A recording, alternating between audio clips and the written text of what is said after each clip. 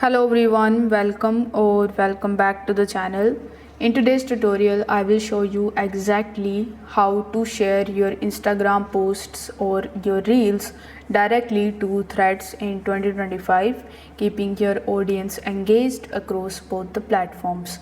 So make sure that you watch this video till the very end so that you don't miss any of the important steps. Now without further delay, let's get straight into it. First of all, you need to launch your Instagram application. Then you need to tap on your profile icon in the bottom right hand corner of the screen. Over here, you need to select that particular post which you want to share on threads. Let's say I have this reel and I want to share it on threads.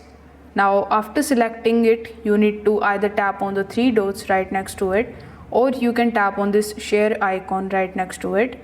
Then among the given applications, simply select threads and then you will be landed here on threads.